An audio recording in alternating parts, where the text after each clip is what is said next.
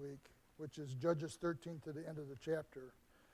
And before I get into that, next Wednesday, we don't have anybody, this Wednesday, we don't have anybody signed up to teach the hidden treasure and great price. So, guys, let's pick up the slack here. And then next Wednesday, April 23rd, we have opened a parable of the two debtors. And that'll take care of April. And nobody has signed up for May yet. Nobody. So the reason the elders are doing this is because we like everybody to kind of participate in this and get up in front and kind of get out of your comfort zone a little bit. And I'm talking about everybody, all the men that are Christians, And we're not going to leave you hanging here, man. I mean, we'll help you in any way we can, the audience. So I really strongly encourage for everybody to pick one or two of those parables. Okay, so we're talking about Samson here today. How was Samson's Nazirite vow different than the normal Nazirite vow?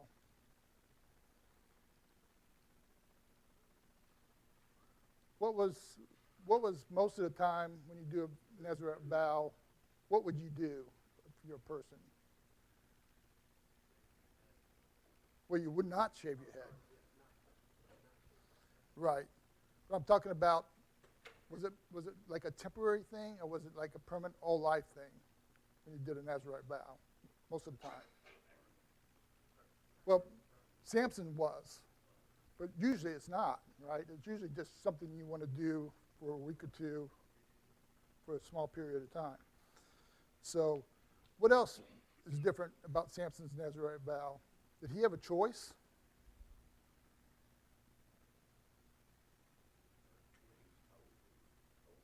He actually was going to have he was a Nazirite before he was even born, right?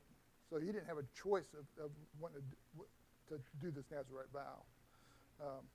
So that was kind of what different about his.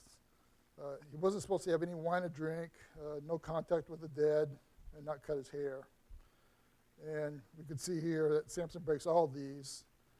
He shaved his head in chapter 16, 17. He associated with the dead in chapter 14, 6 through 9, in chapter 15, verse 15.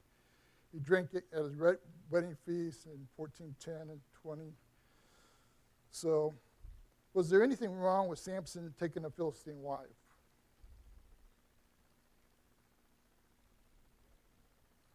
Yeah. So he was supposed to take one from his own tribe or from an Israelite, right? So, yeah, it was definitely something wrong with that. What happened to his first wife? It has to do with riddles. A riddle.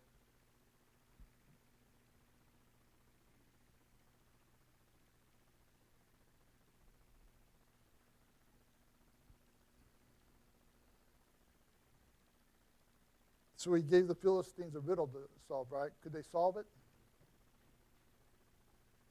No. How did they get the answer to the riddle? From his wife, right? And then what did they do after that? I mean, what did so Samson gets mad, and what does he do? He asks,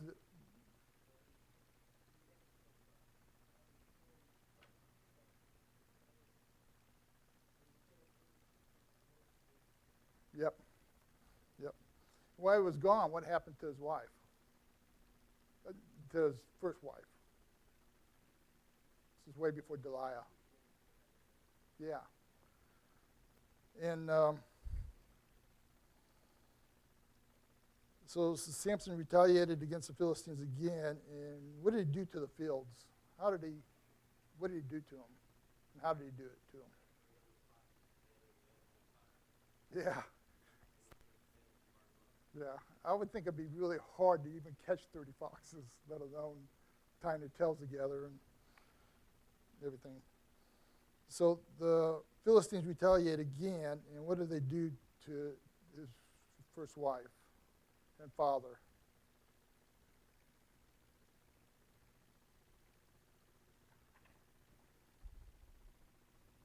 Burned him, right? So next it gets the tribe of Judah kind of involved in this. And what did Judah do to Samson to give him to the Philistines?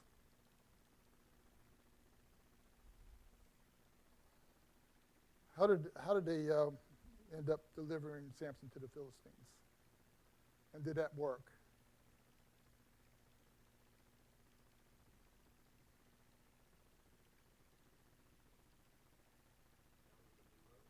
Yep. Found him with new ropes. He rips the ropes apart, and what does he do to 1,000 Philistines, and how does he kill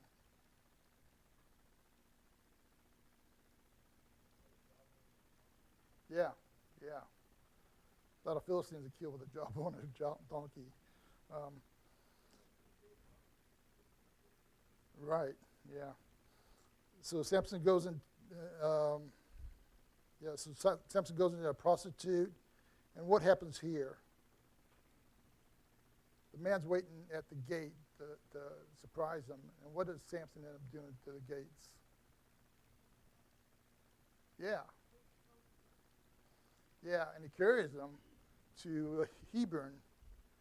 And I did some research on that. That's 40 miles from where he was at Gaza. And these gates are like 2 stories, 20 feet tall, made out of iron. Probably a whole day work to get those gates on top of that hill by Hebron, for him. Pretty strong dude, I'm telling you. I don't think four guys could probably handle that today, carrying those gates 40 miles like that. So what happens when he falls in love with Delilah? What do the Philistines try to do, and Delilah helps them? Yeah. Right. So he tells Delilah a lie the first 3 times, right? 7 flesh bowstrings put together, that didn't work. New ropes didn't work. Weave 7 locks into the web of a loom, that didn't work. So finally, he tells him what about his vow? What can make his strength go away? His hair, right? So they cut his hair, capture him. What do they do to Samson?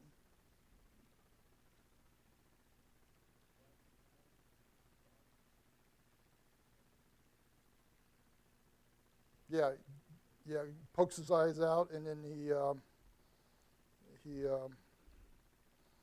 becomes a grinder in the prison. So celebrating his capture, what do they do? The Philistines do with him?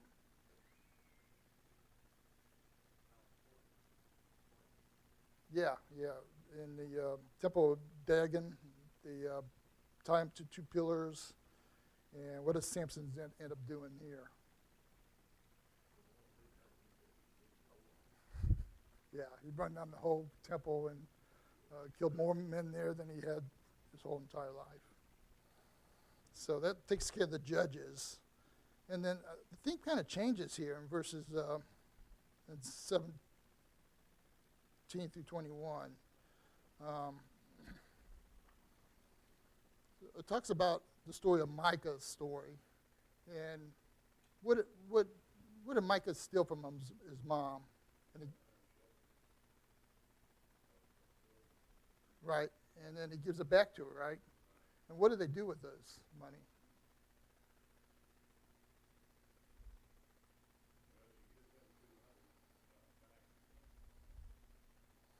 Yeah, and he makes right. And then we get the impression here that he's got his own little shrine here, right? And so a person from Judah comes by, and what does he offer this person from Judah? Who happens to be what? A Levite. Yeah, hey, I'm going to pay you to be my own priest, my private priest. Is that the way it's supposed to be? No. So Dan's looking for a place to live. I guess they didn't get everybody out of their territory. So they come by Micah, and what do they end up doing?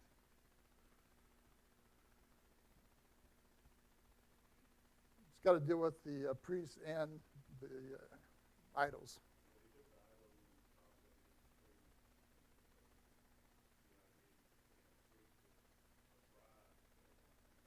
Yeah, and that's, hey, you're giving me 10 shekels to be a priest to you. It's better to be a priest to a whole tribe now, So he goes with Dan. Um, and what do we see in these last 5 chapters over and over again? They mention this verse. It's like 4 times in this. Everybody did what? Yeah. Yeah. So Micah goes after him, realizes that, hey, I can't take these guys. So he goes back, and Dan ends up building a new city there and worships Micah's idols that they stole from him. So we get the Levite concubine, and what happens here? It doesn't give us the guy's name that had this Levite concubine. But she leaves, and what does he do?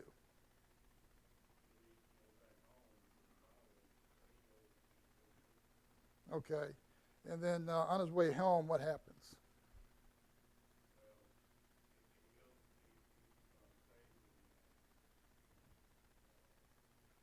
Gibeah. Yeah, I thought of this almost exactly like the Lot story.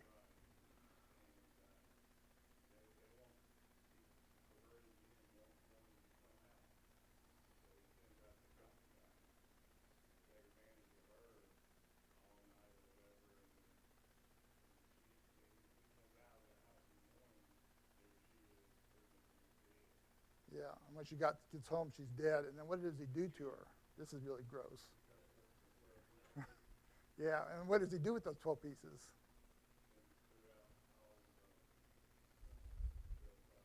Yeah, so everybody, the 12 tribes get mad, and they get this big army together. And what happens to the Benjamites here? Yeah, yeah, and so they're almost wiped out. And what did they do to kind of help out to bring the Benjamites back up in the numbers? This is really gross too.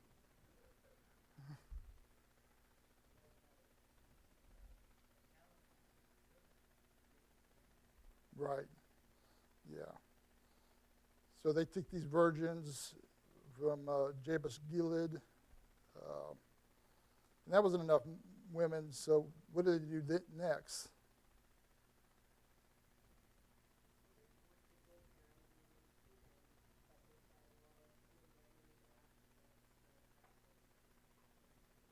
Yeah.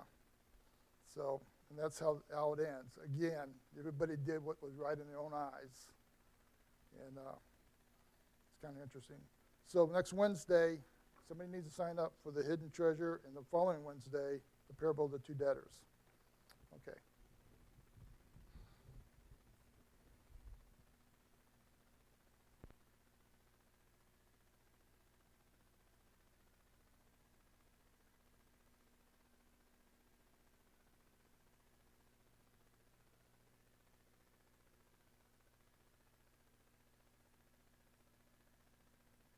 Can y'all? Whoa, you can hear me. I was gonna move out of the sun because I'm not tall enough for my head to be above it like Marty. All right,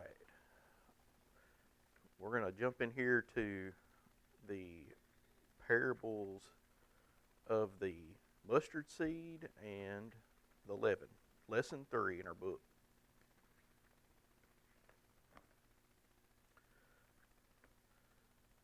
So let's see.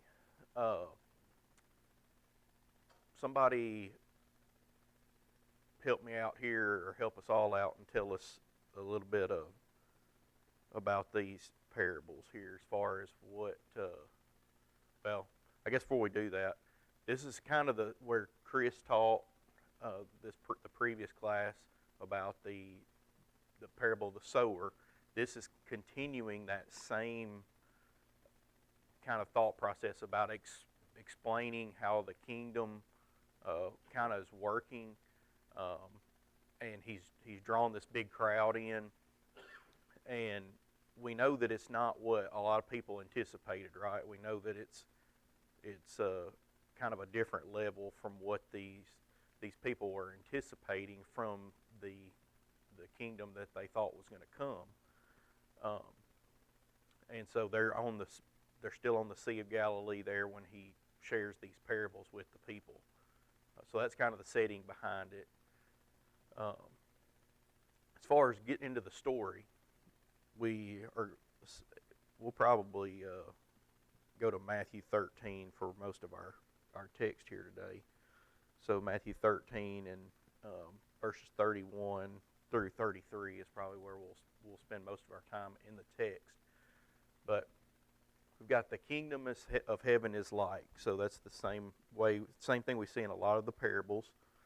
And we know that it says it's like the grain of a mustard seed, which you'll tell us a few of the things you know about the grain of a mustard seed, or about this thought about the parable of the mustard seed.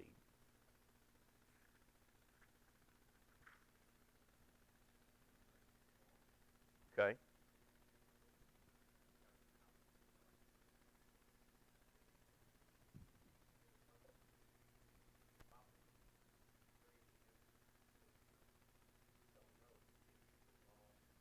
Right.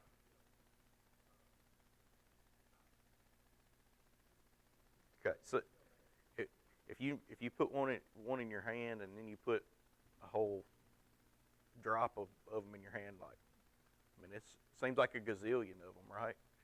They're so small. Yet the parable says that smallest seed becomes what? Larger than the other garden plants. So even though it's so small, so insignificant, it grows and becomes larger than all the other garden plants. And as it becomes a tree, being larger than the other garden plants, then the birds of the air can come and make home in those branches of that tree that's come from that little bitty mustard seed.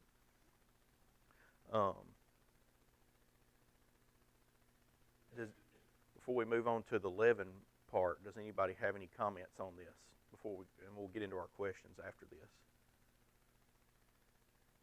Okay, so now the leaven that's hidden in the flour, but is budded right up with this. In Matthew 13:33, he says, and he told them another parable. The kingdom of heaven is like leaven that a woman took and hid in 3 measures of flour till it was all leavened. What's leaven? Yeast. Everybody uses leaven every day when they're making their bread at home, right? Not everybody makes bread every day anymore. So I'm going to back up. It's hidden in 3 measures of flour. Does anybody know how much 3 measures of flour is? Because I'll admit, before I was preparing for this lesson, I did not. It's just some amount in my mind. Okay, well, you cheated if you got to see the footnote. You didn't look at my notes, did you?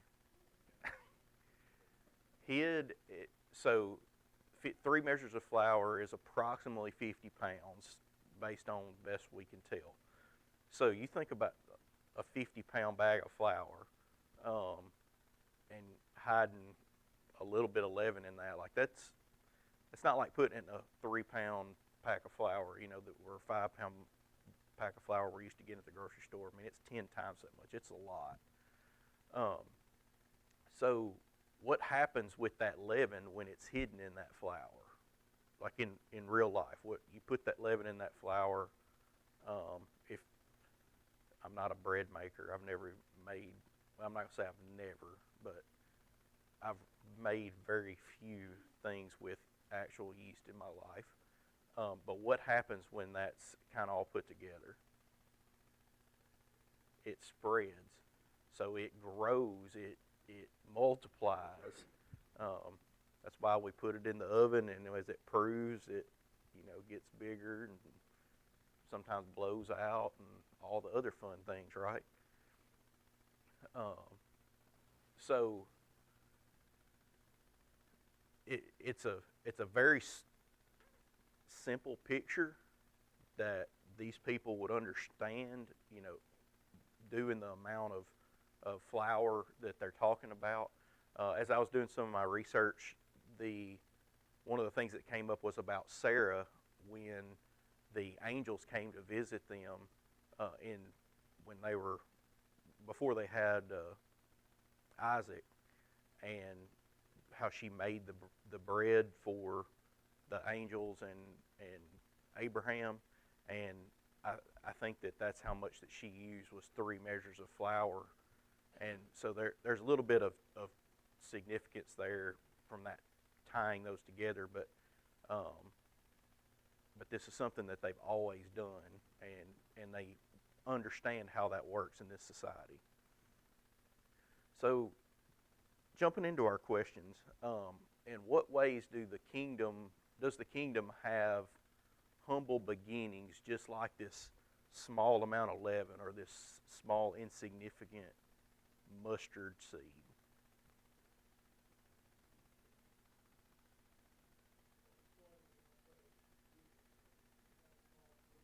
Okay. I hadn't thought about it like that, Mr. Marby. Yeah, it started in one place. That's a very good point.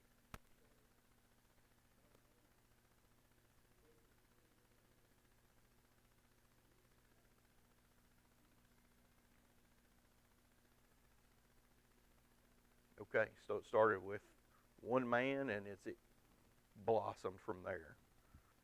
Um, Correct.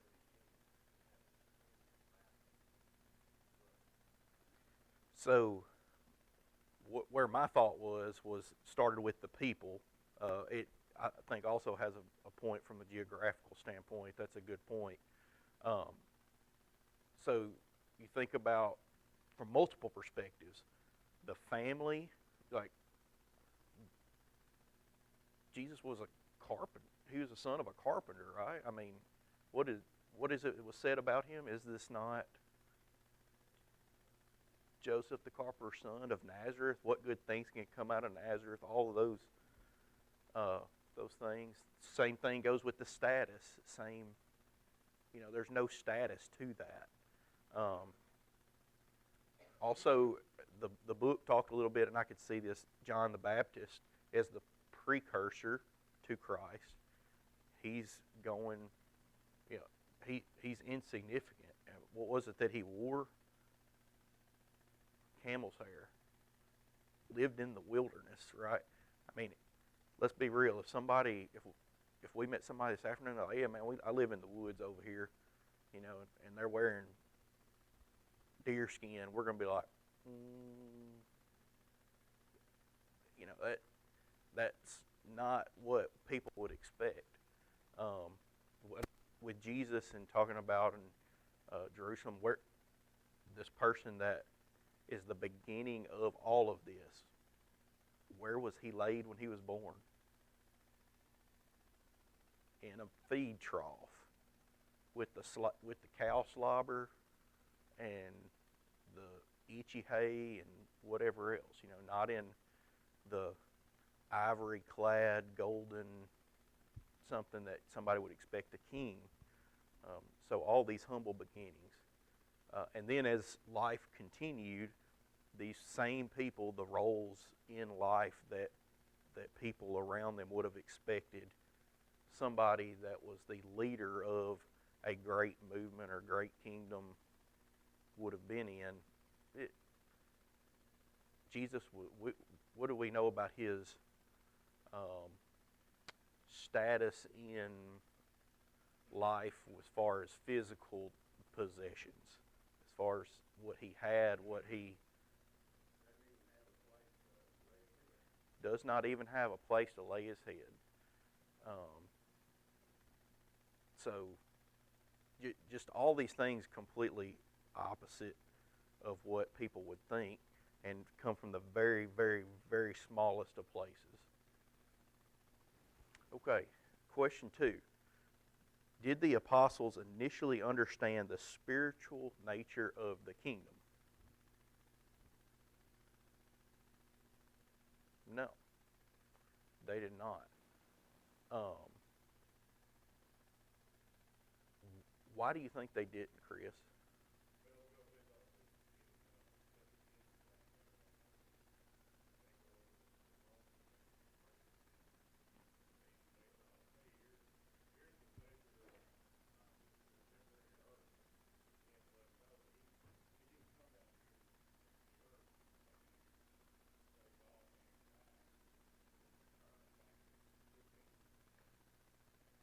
So it was just the perfect timing that they thought, okay, this is the person going to save us from these Romans, going to take our land back, going to bring back the Jewish people to be everything that they were before.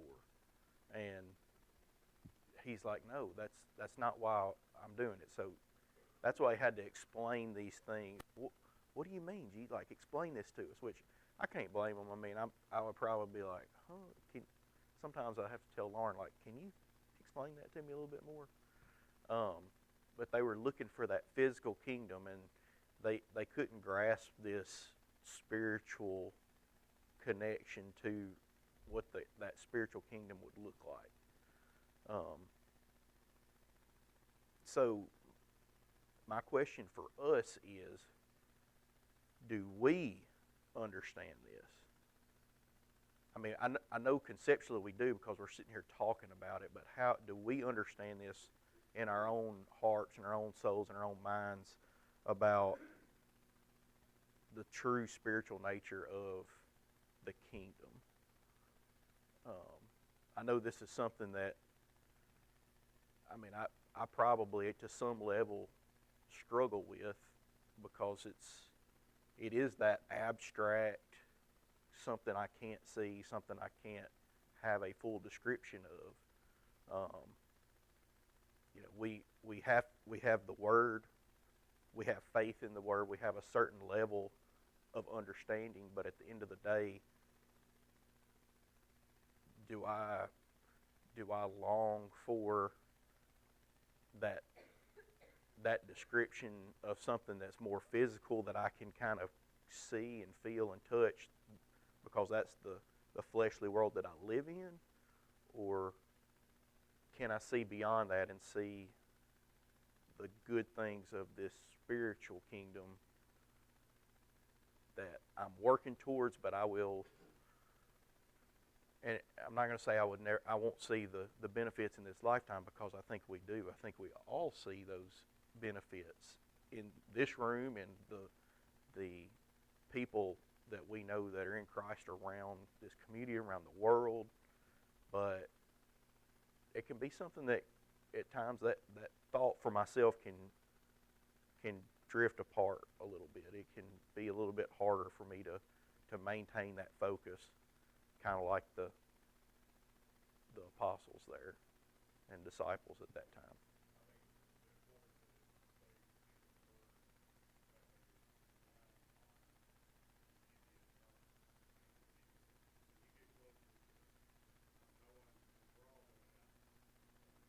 Right.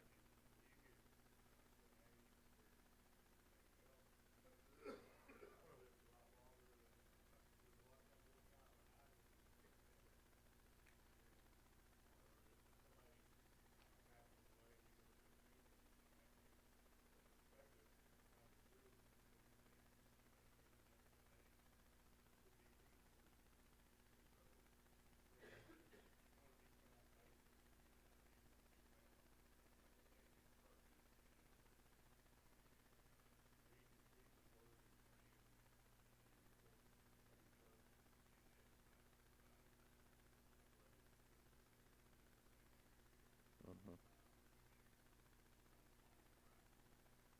Yep. 100% agree, Chris. All right, our next question. How powerful is the mustard seed and the leaven?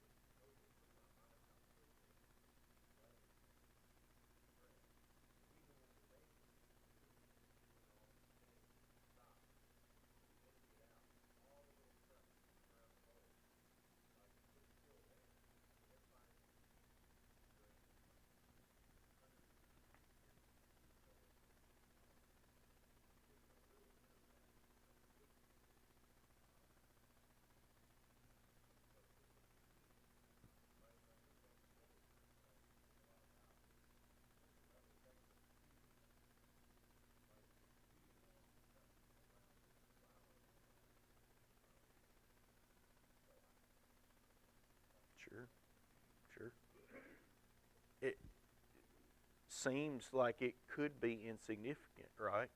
But yet it has a lot of opportunity to be very powerful.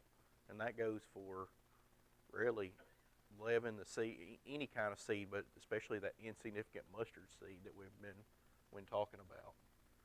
Um,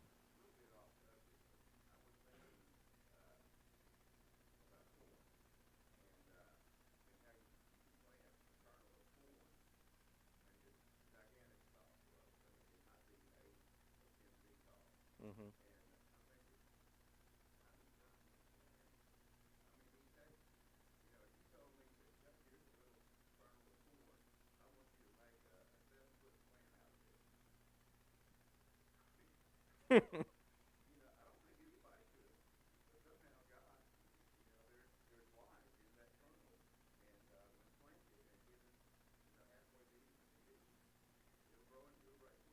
That's right.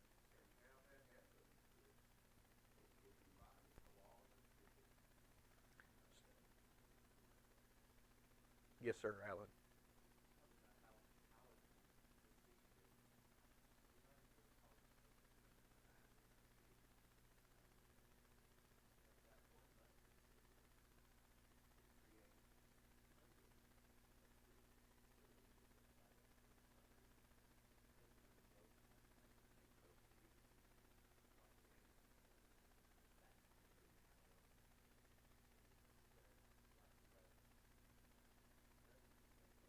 That's right.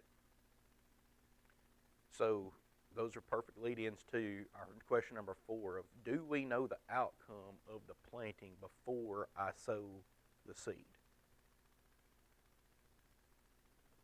No.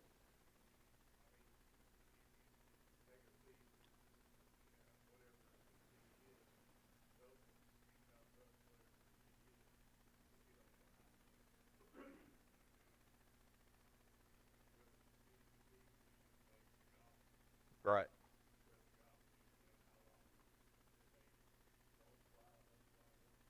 Right. Uh, I got Billy, then I got Jim, then I got Chuck.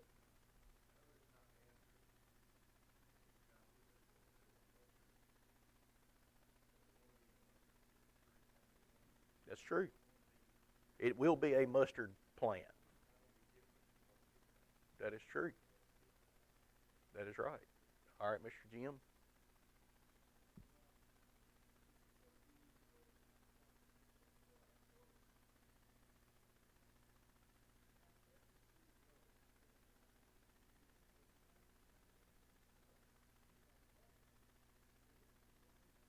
That's right.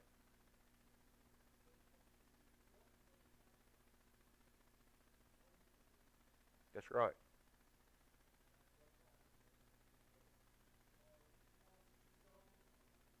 Just waters, God gives the increase. You got it.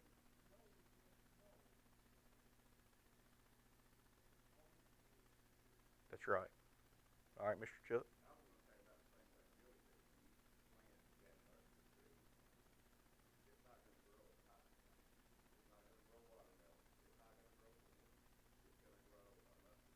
That's right. That is right.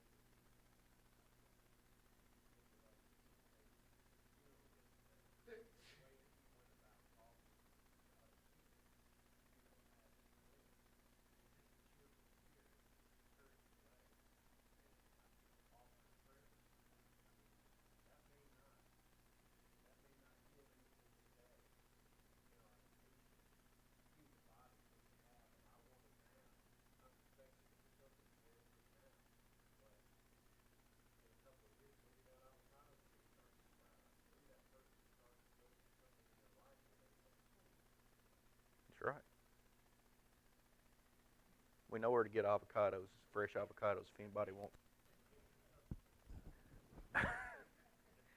All right, so all of these are great points. Yes, sir.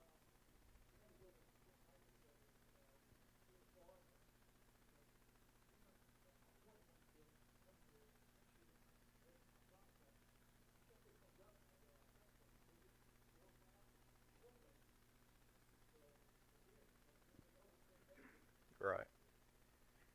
So all of these things are 100% both biblically and agronomically true. Um, so that's what I do every day. So the germination sometimes is not. You're never going to get a plant to come up because the germination is terrible. Sometimes seedling disease is going to get it when it's trying to come out of the ground or does come out of the ground. Sometimes the blackbirds are going to pluck it up. You don't ever know. But there is one thing I can tell you for a fact, that the answer to do I know the outcome of the planting before I sow the seed, there's one time that you can say, yes, I do know. And the reason that is because if we do not plant the seed, we already know the outcome because it's still in the bag. That's one thing we say is like, if you're going to leave the seed in the bag, you can't make anything else. As on the farm, if you don't plant it, you're not going to make anything. And the only way that you do know if you're going to have an opportunity to make something is if you plant it. Now, it may still be zero. There's people that planted thousands of acres before this rain, and they're going to make zero. They're going to have to replant it all. And that's just part of it sometimes. But there's other times where you plant it and every seed comes up, you have the best harvest ever. So just keep that in mind. If you don't sow the seed, there's no way that it can multiply. All right, number 5. Do I have to be the most influential person in the world to be a benefit to the cause of Christ? No. Last time I checked, I didn't see Paul sitting in here. I don't know, Billy. Billy, are you about Paul's stature? Probably. Okay. Well, we might be close then.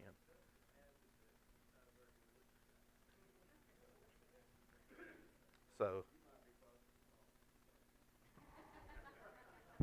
I was thinking that. I just didn't say it. Um,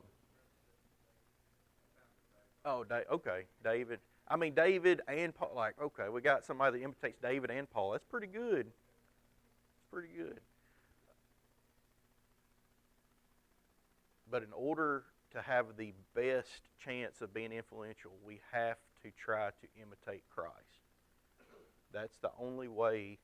I mean, we read that, right? We read that we're supposed to imitate Christ in the Word. And that's going to be the only way, or the best way, to have the most influential effect on people. All right, number 6. Shane's pushing me back there. Can the gospel have effect on the lives of extremely sinful people? Absolutely. Again, Paul, we saw that. He talks about that. Does anybody have any examples, either of yourself or somebody you know, real life, that's the case? The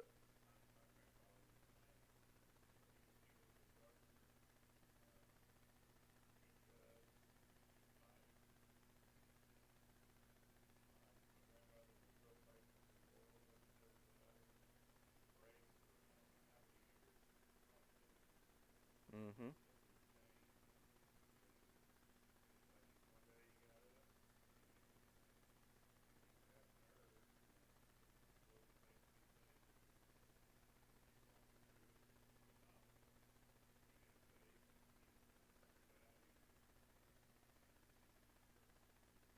So it can be anywhere from a day to an entire lifetime. But those sinful people that we think no way, some people think no way they could ever make it, there's still a way, and that's through the blood of Jesus Christ. Yes, sir. Yeah.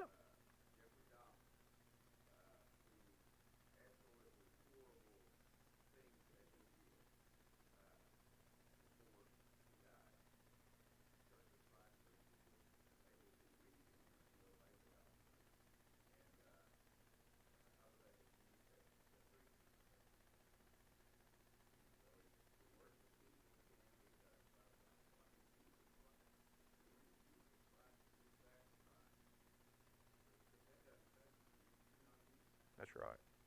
100%.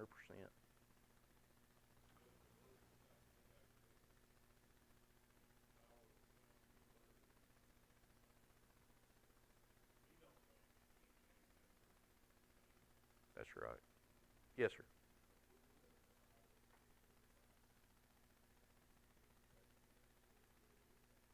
That's exactly right. It's not a it's not focused on one anything being successful. It's about the entire kingdom working together. All right, question 7. 3 minutes left. When the early Christians were scattered, what did they do with the gospel? They spread it. That was the great basically the Great Commission, and it is told that it will go from Jerusalem to Judea and Samaria to all the world, and it's just like Jesus said. All right, question 8. How is it possible to combat the leaven of sin, or is it possible to combat the leaven of sin? If so, how can this be done?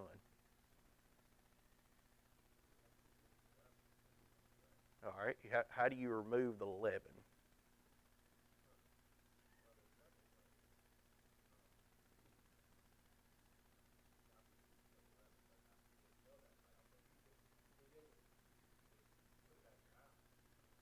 Okay, okay,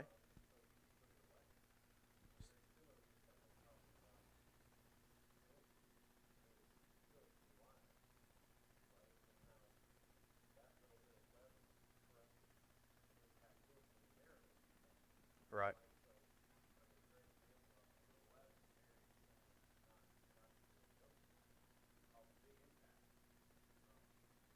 That's right.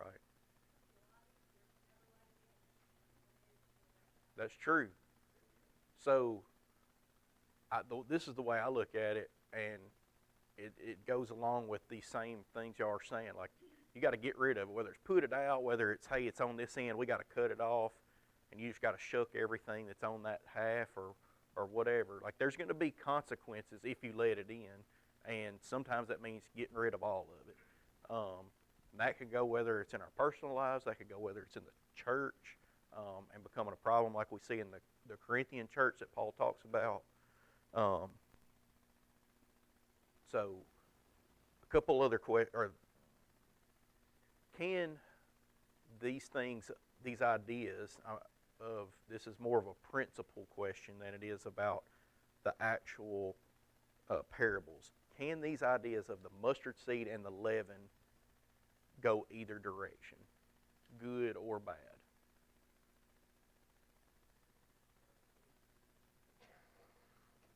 So